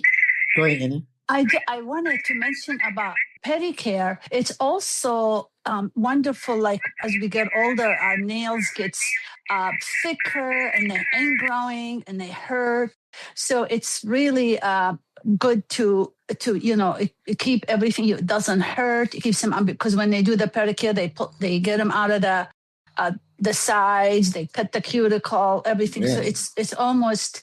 They get rid of the dead skin. Yeah, and it gets harder, to keep them from ingrowing. And yeah, I get pedicure every 3 months, just because of So it's also like a health condition, Then you don't have to go to the podiatrist. Yeah. So, yes, guys. In closing, if you have never done it, I really strongly encourage you to try it at least once. Get yourself a pedicure. Manicures are good too. but the pedicures are definitely relaxing. All right, anybody else? Valencia. Go ahead, Valencia. Yes, I love mani-pedi. I actually get what's called a gel manicure, which is a gel form of polish, but it lasts about 1 to 2 weeks, depending upon, I guess, how rough you are with your nails. And it has like a shiny finish, and they use like a UV light to dry it. And they use maybe like 4 to 7 layers of polish. Mm-hmm. And then if I may, I know we didn't get to skincare or like, I guess smelling good. Yeah, we didn't get to like about 2 things I have. I guess I made a mistake and rambled too much. Go ahead. For the gentleman, for a fragrance that's non-designer, because I think designers' colognes are way expensive for what you get. Believe it or not, Bath and Body Works has a men line. And I would recommend, the scent is called After Dark.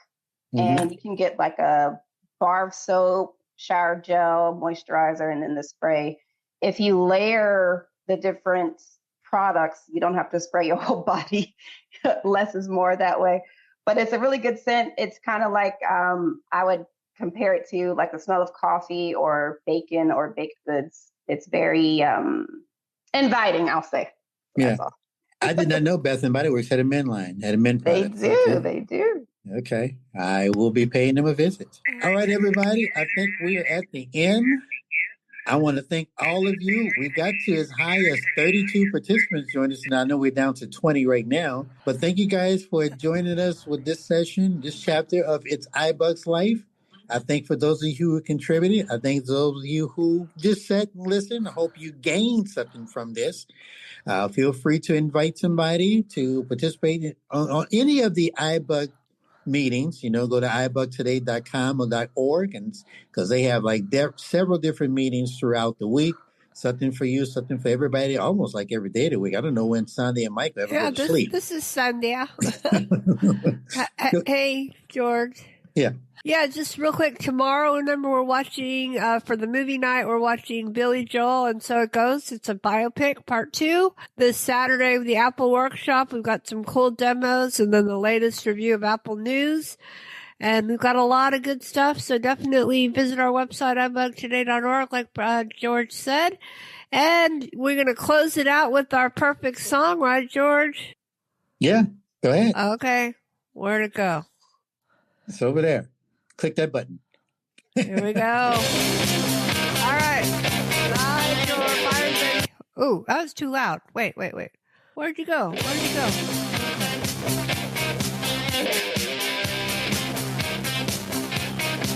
Okay.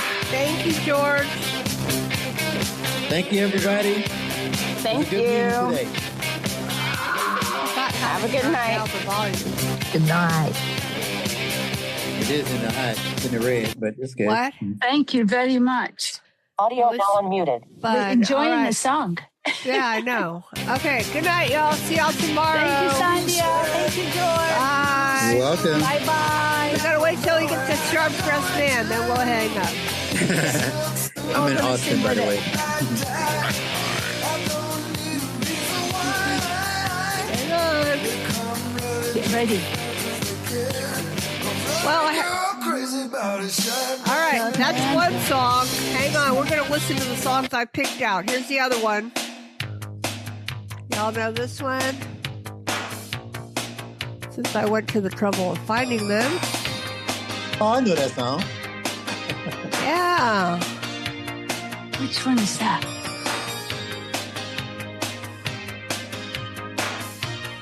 I love this song. You got style.